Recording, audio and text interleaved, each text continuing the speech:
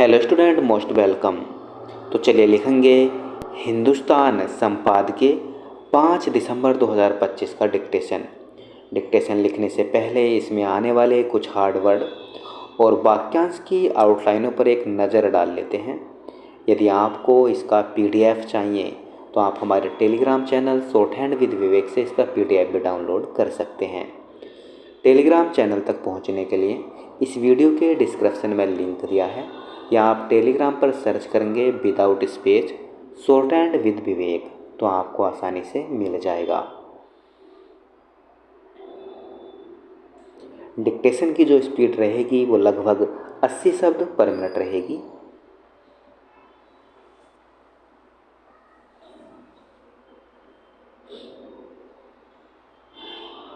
तो चलिए dictation start करते हैं। 5 सेकंड बाद।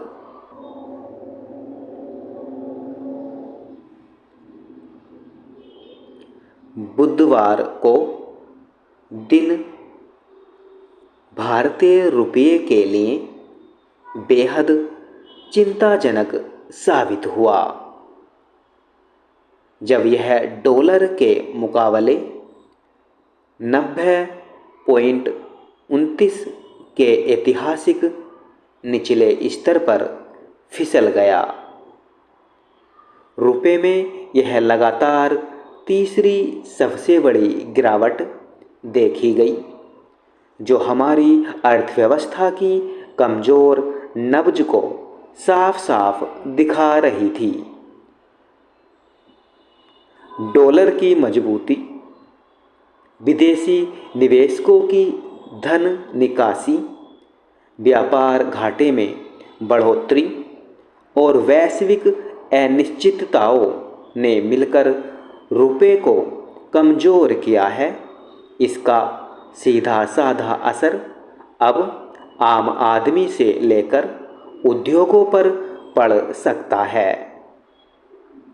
रुपये की कमजोरी से आयात होने वाले उत्पादों पर दबाव बढ़ सकता है, क्योंकि उत्पादों का भुगतान डॉलर में होता है। इसलिए डॉलर के महंगा होने का सीधा मतलब होता है हर वस्तु की कीमत पर असर। पेट्रोल डीजल की कीमतों में बढ़त से लेकर रसोई गैस, बिजली के दाम, सरकारी परिवहन लागत और अंततः रोज़मर्रा के खाद्यान्न तक महंगाई अपना असर दिखाना शुरू कर सकती है। ऐसा इसलिए भी होता है क्योंकि कंपनियां बढ़ी हुई लागत को उपभोक्ताओं पर डालती हैं और एक साधारण परिवार का बजट अचानक दबाव में आ जाता है। यही नहीं, विदेश में पढ़ाई और विदेश यात्रा भी महंगी हो सकती है।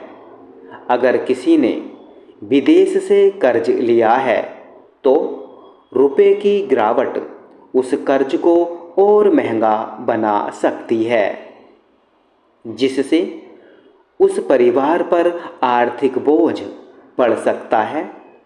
शेयर बाजार पर भी रुपये की कमजोरी का असर पड़ता है। हाँ, आईटी और फार्मा जैसे निर्यात आधारित क्षेत्रों को इससे लाभ मिल सकता है, क्योंकि उनकी कमाई डॉलर में होती है। लेकिन आयात पर निर्भर उद्योगों पर भारी दबाव बढ़ता है। कमज़ोर रुपया आमतौर पर आरबीआई को ब्याज दरें बढ़ाने के लिए मजबूर करता है, ताकि महंगाई को काबू में रखा जा सके। पर ब्याज दर बढ़ने से बैंक, गृह, ऑटो, शिक्षा जैसे तमाम कर्ज महंगे हो जाते हैं, जिससे आम जनता की जेब पर और भार पड़ता है।